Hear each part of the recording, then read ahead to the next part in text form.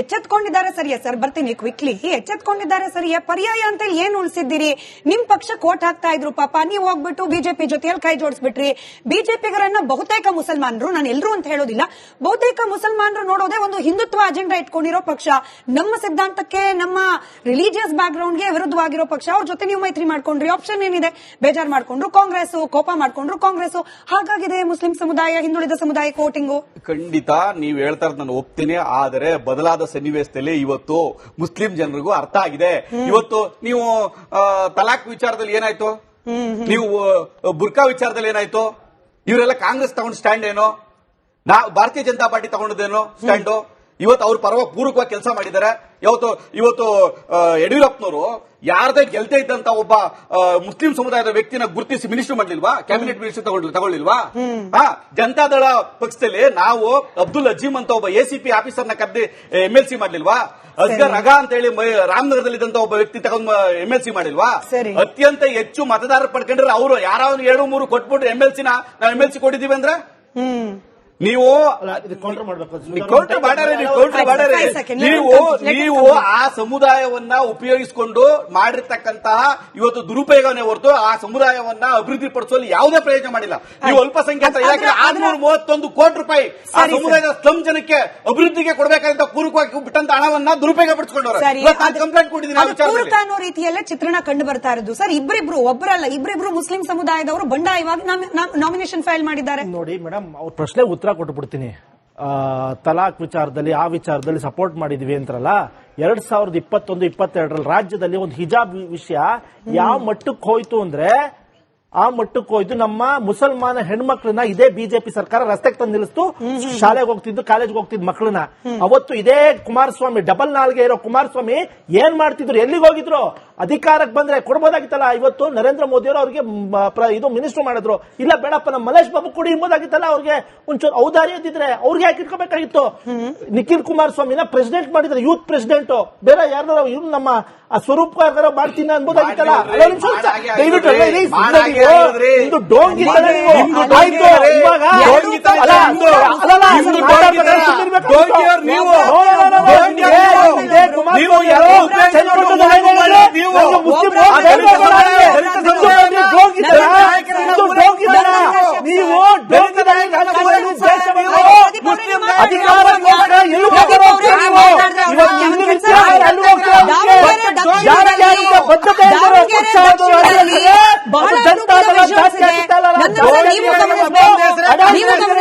BJP ಕೈ ಹಿಡಿದಿದ್ದಾರೆ ಮುಸಲ್ಮಾನ್ ಸಮುದಾಯದವರು. ವಿಜುವಲ್ಸ್ ತಾನೆ ಅದು, ವಿಜುವಲ್ಸ್ ಸ್ಕ್ರೀನ್ ಮೇಲೆ ಜಾತ್ಯತೀತ ಪದವನ್ನು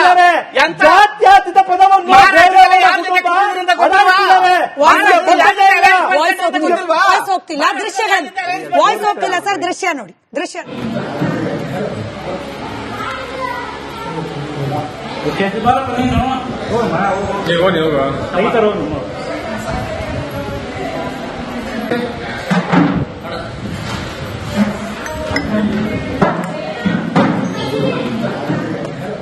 ಎಚ್ಚೆತ್ಕೊಂಡಿದ್ದಾರೆ ಸರಿಯಾ ಸರ್? ಬರ್ತೀನಿ ಕ್ವಿಕ್ಲಿ. ಎಚ್ಚೆತ್ಕೊಂಡಿದ್ದಾರೆ ಸರಿಯಾ? ಪರ್ಯಾಯ ಅಂತ ಹೇಳಿ ಏನ್ ಉಳಿಸಿದ್ದೀರಿ? ನಿಮ್ ಪಕ್ಷ ಕೋಟ್ ಹಾಕ್ತಾ ಇದ್ರು ಪಾಪ, ನೀವು ಹೋಗ್ಬಿಟ್ಟು ಬಿಜೆಪಿ ಜೊತೆಯಲ್ಲಿ ಕೈ ಜೋಡಿಸ್ಬಿಟ್ರಿ. ಬಿಜೆಪಿಗರನ್ನ ಬಹುತೇಕ ಮುಸಲ್ಮಾನರು, ನಾನು ಎಲ್ರು ಅಂತ ಹೇಳೋದಿಲ್ಲ, ಬಹುತೇಕ ಮುಸಲ್ಮಾನರು ನೋಡೋದೇ ಒಂದು ಹಿಂದುತ್ವ ಅಜೆಂಡಾ ಇಟ್ಕೊಂಡಿರೋ ಪಕ್ಷ, ನಮ್ಮ ಸಿದ್ಧಾಂತಕ್ಕೆ ನಮ್ಮ ರಿಲಿಜಿಯಸ್ ಬ್ಯಾಕ್ ಗ್ರೌಂಡ್ಗೆ ವಿರುದ್ಧವಾಗಿರೋ ಪಕ್ಷ. ಅವ್ರ ಜೊತೆ ನೀವು ಮೈತ್ರಿ ಮಾಡ್ಕೊಂಡ್ರಿ. ಆಪ್ಷನ್ ಏನಿದೆ? ಬೇಜಾರ್ ಮಾಡ್ಕೊಂಡ್ರು ಕಾಂಗ್ರೆಸ್, ಕೋಪ ಮಾಡ್ಕೊಂಡ್ರು ಕಾಂಗ್ರೆಸ್. ಹಾಗಾಗಿದೆ ಮುಸ್ಲಿಂ ಸಮುದಾಯ, ಹಿಂದುಳಿದ ಸಮುದಾಯ ವೋಟಿಂಗು. ಖಂಡಿತ ನೀವು ಹೇಳ್ತಾ ಇರೋದು ನಾನು ಒಪ್ತೀನಿ. ಆದರೆ ಬದಲಾದ ಸನ್ನಿವೇಶದಲ್ಲಿ ಇವತ್ತು ಮುಸ್ಲಿಂ ಜನರಿಗೂ ಅರ್ಥ ಆಗಿದೆ. ಇವತ್ತು ನೀವು ತಲಾಕ್ ವಿಚಾರದಲ್ಲಿ ಏನಾಯ್ತು, ನೀವು ಬುರ್ಕಾ ವಿಚಾರದಲ್ಲಿ ಏನಾಯ್ತು, ಇವರೆಲ್ಲ ಕಾಂಗ್ರೆಸ್ ತಗೊಂಡ್ ಸ್ಟ್ಯಾಂಡ್ ಏನೋ, ಭಾರತೀಯ ಜನತಾ ಪಾರ್ಟಿ ತಗೊಂಡದೇನೋ ಸ್ಟ್ಯಾಂಡು. ಇವತ್ತು ಅವ್ರ ಪೂರ್ವಕವಾಗಿ ಕೆಲಸ ಮಾಡಿದ್ದಾರೆ. ಇವತ್ತು ಯಡಿಯೂರಪ್ಪನವರು ಯಾರದೇ ಗೆಲ್ತಾ ಇದ್ದಂತ ಒಬ್ಬ ಮುಸ್ಲಿಂ ಸಮುದಾಯದ ವ್ಯಕ್ತಿನ ಗುರುತಿಸಿ ಮಿನಿಸ್ಟರ್ ಮಾಡ್ಲಿಲ್ವಾ? ಕ್ಯಾಬಿನೆಟ್ ಮಿನಿಸ್ಟರ್ ತಗೊಳ್ಳಿಲ್ವಾ? ಜನತಾದಳ ಪಕ್ಷದಲ್ಲಿ ನಾವು ಅಬ್ದುಲ್ ಅಜೀಮ್ ಅಂತ ಒಬ್ಬ ACP ಆಫೀಸರ್ನ ಕರೆದಿ MLC ಮಾಡ್ಲಿಲ್ವಾ? ಅಸ್ಗರ್ ರಗಾ ಅಂತ ಹೇಳಿ ರಾಮನಗರದಲ್ಲಿದ್ದಂತ ಒಬ್ಬ ವ್ಯಕ್ತಿ ತಗೊಂಡ್ MLC ಮಾಡಿಲ್ವಾ? ಅತ್ಯಂತ ಹೆಚ್ಚು ಮತದಾರರು ಪಡ್ಕೊಂಡ್ರೆ ಅವರು ಯಾರು 2-3 ಕೊಟ್ಬಿಟ್ಟು MLC ನಾವು MLC ಕೊಟ್ಟಿದೀವಿ ಅಂದ್ರೆ ನೀವು ಕೌಂಟರ್ ಮಾಡ್ಬೇಕು ಕೌಂಟರ್ ಮಾಡಾರೆ ನೀವು ಆ ಸಮುದಾಯವನ್ನ ಉಪಯೋಗಿಸಿಕೊಂಡು ಮಾಡಿರ್ತಕ್ಕಂತಹ ಇವತ್ತು ದುರುಪಯೋಗವನ್ನೇ ಹೊರತು ಆ ಸಮುದಾಯವನ್ನ ಅಭಿವೃದ್ಧಿ ಪಡಿಸುವಲ್ಲಿ ಯಾವುದೇ ಪ್ರಯೋಜನ ಮಾಡಿಲ್ಲ. ನೀವು ಅಲ್ಪಸಂಖ್ಯಾತರ ಇಲಾಖೆ 631 ಕೋಟಿ ರೂಪಾಯಿ ಆ ಸಮುದಾಯದ ಸ್ಲಂ ಜನಕ್ಕೆ ಅಭಿವೃದ್ಧಿಗೆ ಕೊಡಬೇಕಾದಂತ ಪೂರಕವಾಗಿ ಬಿಟ್ಟಂತ ಹಣವನ್ನ ದುರುಪಯೋಗ ಪಡಿಸಿಕೊಂಡವ್ರೆ. ಕಂಪ್ಲೇಂಟ್ ಕೊಟ್ಟಿದ್ದೀನಿ ಅನ್ನೋ ರೀತಿಯಲ್ಲೇ ಚಿತ್ರಣ ಕಂಡು ಬರ್ತಾ ಇರೋದು ಸರ್. ಇಬ್ಬರಿಬ್ರು ಮುಸ್ಲಿಂ ಸಮುದಾಯದವರು ಬಂಡಾಯವಾಗಿ ನಾಮಿನೇಷನ್ ಫೈಲ್ ಮಾಡಿದ್ದಾರೆ. ನೋಡಿ ಮೇಡಮ್, ಅವ್ರ ಪ್ರಶ್ನೆ ಉತ್ತರ ಕೊಟ್ಟುಬಿಡ್ತೀನಿ. ತಲಾಕ್ ವಿಚಾರದಲ್ಲಿ ಆ ವಿಚಾರದಲ್ಲಿ ಸಪೋರ್ಟ್ ಮಾಡಿದೀವಿ ಅಂತಾರಲ್ಲ, 2021-22 ರಾಜ್ಯದಲ್ಲಿ ಒಂದು ಹಿಜಾಬ್ ವಿಷಯ ಯಾವ ಮಟ್ಟಕ್ಕೆ ಹೋಯ್ತು ಅಂದ್ರೆ ಆ ಮಟ್ಟಕ್ಕೆ ಹೋಯ್ತು. ನಮ್ಮ ಮುಸಲ್ಮಾನ ಹೆಣ್ಮಕ್ಳನ್ನ ಇದೇ ಬಿಜೆಪಿ ಸರ್ಕಾರ ರಸ್ತೆಗೆ ತಂದು ನಿಲ್ಲಿಸ್ತು. ಶಾಲೆಗೆ ಹೋಗ್ತಿದ್ದು, ಕಾಲೇಜ್ಗೆ ಹೋಗ್ತಿದ್ ಮಕ್ಕಳನ್ನ ಅವತ್ತು ಇದೇ ಕುಮಾರಸ್ವಾಮಿ, ಡಬಲ್ ನಾಲ್ಗೆ ಇರೋ ಕುಮಾರಸ್ವಾಮಿ ಏನ್ ಮಾಡ್ತಿದ್ರು, ಎಲ್ಲಿಗೆ ಹೋಗಿದ್ರು? ಅಧಿಕಾರಕ್ಕೆ ಬಂದ್ರೆ ಕೊಡ್ಬೋದಾಗಿತ್ತಲ್ಲ. ಇವತ್ತು ನರೇಂದ್ರ ಮೋದಿ ಅವರು ಅವ್ರಿಗೆ ಇದು ಮಿನಿಸ್ಟರ್ ಮಾಡಿದ್ರು. ಇಲ್ಲ ಬೇಡಪ್ಪ, ನಮ್ಮ ಮಲೇಶ್ ಬಾಬು ಕೊಡಿ ಎಂಬುದಾಗಿತ್ತಲ್ಲ. ಅವ್ರಿಗೆ ಒಂಚೂರು ಔದಾರ್ಯ ಇದ್ದಿದ್ರೆ ಅವ್ರಿಗೆ ಯಾಕೆ ಇಟ್ಕೋಬೇಕಾಗಿತ್ತು? ನಿಖಿಲ್ ಕುಮಾರಸ್ವಾಮಿನ ಪ್ರೆಸಿಡೆಂಟ್ ಮಾಡಿದ್ರೆ, ಯೂತ್ ಪ್ರೆಸಿಡೆಂಟ್. ಬೇರೆ ಯಾರು ಇವ್ರು ನಮ್ಮ ಸ್ವರೂಪ್ ಮಾಡ್ತೀನಿ ಅನ್ಬೋದಾಗಿತ್ತಲ್ಲ. ದಯವಿಟ್ಟು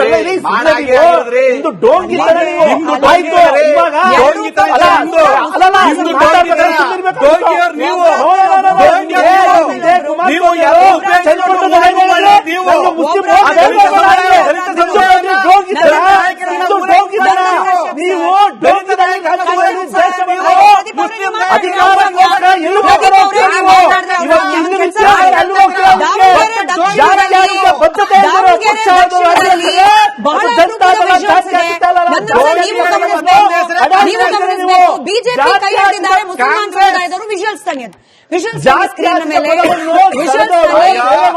ಜಾತ್ಯತೀತ ಪದವನ್ನು ವಾಯ್ಸ್ ಹೋಗ್ತಿಲ್ಲ, ದೃಶ್ಯಗಳು ವಾಯ್ಸ್ ಹೋಗ್ತಿಲ್ಲ ಸರ್. ದೃಶ್ಯ ನೋಡಿ, ದೃಶ್ಯ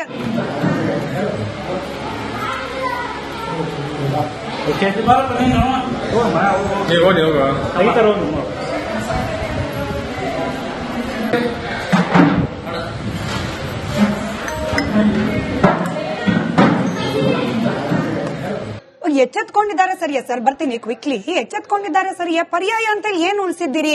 ನಿಮ್ ಪಕ್ಷ ಕೋಟ್ ಹಾಕ್ತಾ ಇದ್ರು ಪಾಪ, ನೀವು ಹೋಗ್ಬಿಟ್ಟು ಬಿಜೆಪಿ ಜೊತೆಯಲ್ಲಿ ಕೈ ಜೋಡಿಸ್ಬಿಟ್ರಿ. ಬಿಜೆಪಿಗರನ್ನ ಬಹುತೇಕ ಮುಸಲ್ಮಾನರು, ನಾನು ಎಲ್ರು ಅಂತ ಹೇಳೋದಿಲ್ಲ, ಬಹುತೇಕ ಮುಸಲ್ಮಾನರು ನೋಡೋದೇ ಒಂದು ಹಿಂದುತ್ವ ಅಜೆಂಡಾ ಇಟ್ಕೊಂಡಿರೋ ಪಕ್ಷ, ನಮ್ಮ ಸಿದ್ಧಾಂತಕ್ಕೆ, ನಮ್ಮ ರಿಲಿಜಿಯಸ್ ಬ್ಯಾಕ್ ಗ್ರೌಂಡ್ಗೆ ವಿರುದ್ಧವಾಗಿರೋ ಪಕ್ಷ. ಅವ್ರ ಜೊತೆ ನೀವು ಮೈತ್ರಿ ಮಾಡ್ಕೊಂಡ್ರಿ. ಆಪ್ಷನ್ ಏನಿದೆ? ಬೇಜಾರ್ ಮಾಡ್ಕೊಂಡ್ರು ಕಾಂಗ್ರೆಸ್, ಕೋಪ ಮಾಡ್ಕೊಂಡ್ರು ಕಾಂಗ್ರೆಸ್. ಹಾಗಾಗಿದೆ ಮುಸ್ಲಿಂ ಸಮುದಾಯ, ಹಿಂದುಳಿದ ಸಮುದಾಯಕ್ಕೆ ವೋಟಿಂಗು. ಖಂಡಿತ ನೀವು ಹೇಳ್ತಾ ಇರೋದು ನಾನು ಒಪ್ತೀನಿ. ಆದರೆ ಬದಲಾದ ಸನ್ನಿವೇಶದಲ್ಲಿ ಇವತ್ತು ಮುಸ್ಲಿಂ ಜನರಿಗೂ ಅರ್ಥ ಆಗಿದೆ.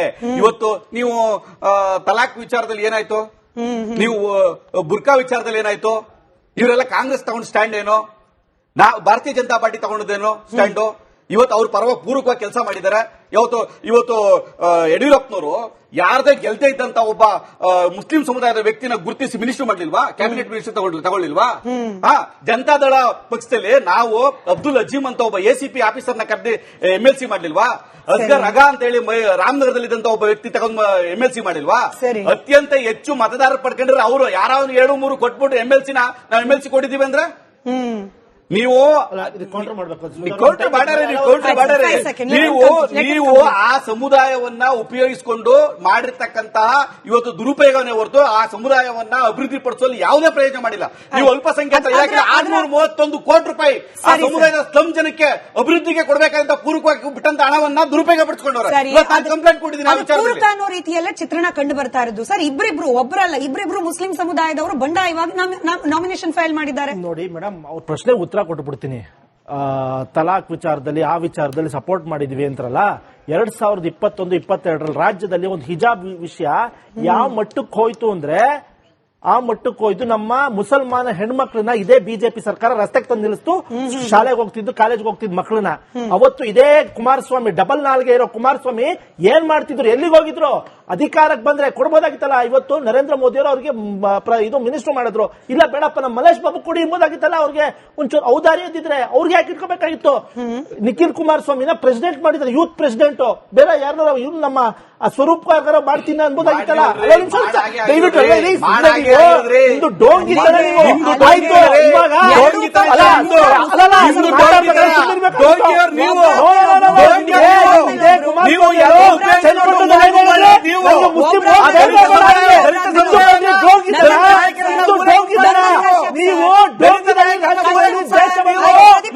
ಅಧಿಕಾರಕ್ಕೋಸ್ಕರ ಎಲ್ಲಿ ಹೋಗ್ತಾರೆ ನೀವು? ಇವತ್ತು ಹಿಂದೂ ವಿಚಾರ ಎಲ್ಲಿ ಹೋಗ್ತಾರೆ? ಜಾತ್ಯಾತೀತ ಬದ್ಧತೆ ಇರುವ ಪಕ್ಷ ಅದು. ಬಹಳ ಬಿಜೆಪಿ ಕೈ ಹಿಡಿದಿದ್ದಾರೆ ಮುಸಲ್ಮಾನ್ ಸಮುದಾಯದವರು. ವಿಜುವಲ್ಸ್ ತನ್ನಿ, ವಿಜುವಲ್ಸ್ ಸ್ಕ್ರೀನ್ ಮೇಲೆ ಜಾತ್ಯಾತೀತ ಪದವನ್ನು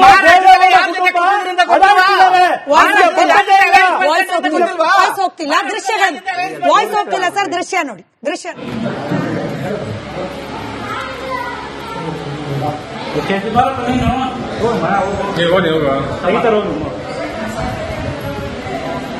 ನೀವು